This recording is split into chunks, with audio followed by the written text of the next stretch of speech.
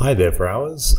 Just a quick one. I know you're busily working away on Dan's assignment, so this is just a little side exercise, I guess, much in the same vein that Dan got you looking at wind phenomena in the real world. This is just to prepare you for the next class to get you to looking at texturing. Specifically, though, here we're looking at entropy and decay. So entropy is actually a part of the second law of thermodynamics, if you want to look that up. But it's basically saying that everything decays over time in a closed system. And what you can see here is some brutalist architecture, and you can see not only is the concrete eroding away a little bit just due to the natural weather coming down and taking bits off it, but it's also darkening up in certain places due to the amount of grime buildup, and also you can see some of the water discoloration and poor drainage there, and finally you'll see that UV degradation, that the areas that are least hit by sun are still the most colourful, but the ones that are open to the sun over here lose their coloration just due to UV. Finally, in this image you can see here that Mother Nature's doing her thing and just growing wherever she can, and you're seeing these paths of moss and green growth around.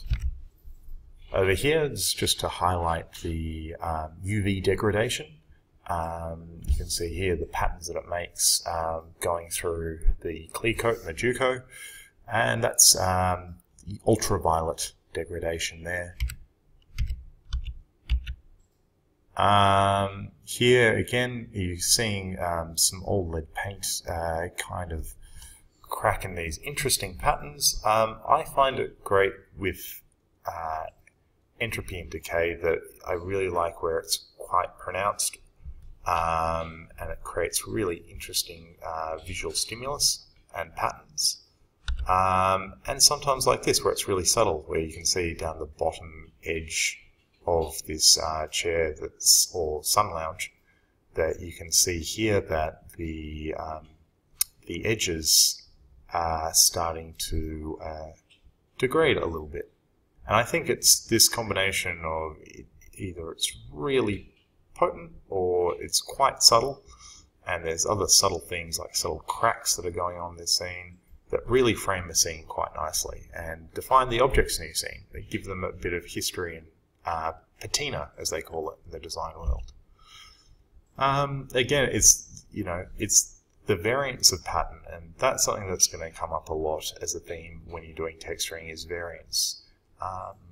As humans, we're naturally pattern-seeking creatures, and where we see a lot of pattern, especially if it's repetitive in the VR world, kind of destroys the illusion that we're inhabiting a real environment. So using textures, patterns, and variants to great effect will really make your scenes shine. Here you can see you've got a lot of patterns, but you've also got a lot of variants with the way the bricks have been laid out, the amount of paint and plaster that's over the top of them, and also you've got two bricks here that are kind of being eroded away. Dust is a really good, dust and grime, these sorts of maps really can lay out, depending on how thick you want to put it, but even if you just subtly put like a layer over really what you call hero objects or hero images, just really draws them out and gives them a sense of character and sense of time and space. This is possibly the opposite of what you'd consider studio visualization for rendering, especially in product visualization design, automotive and architectural renders. Everything in those renders are supposed to be to advertise to a client, generally a buyer, and they tend to be perfect and there's no dust or grime or any cracks in the wall. This is the opposite. We're trying to give a emotionally engaging experience. So, I love to see things like this, like cracks here. You've got coarse concrete with smooth concrete. You've got oil spills there, it looks like. It just adds layers of detail, basically. So what I'm after is if you can just go around, I think most of you live in the city or wherever you live, and just take some photos of entropy like this, or some videos if you like, and we can discuss them on Tuesday.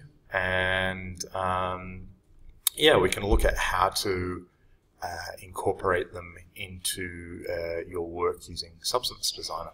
All right, best of luck. Keep in mind this is only a secondary, not even going to call it an assignment, it's an activity. Dan's stuff definitely takes priority.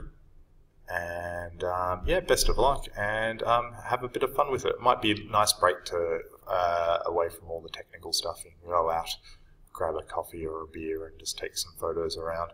Also, I should note this isn't just limited to the built environment in terms of laneways and that sort of thing, or parks. It could also be an object that you've got lying around the house that's kind of started to crack or warp or degrade in some way. That's also pertinent. But yeah, if you can get some stuff around the city, that would be great. Thanks again. See you Tuesday.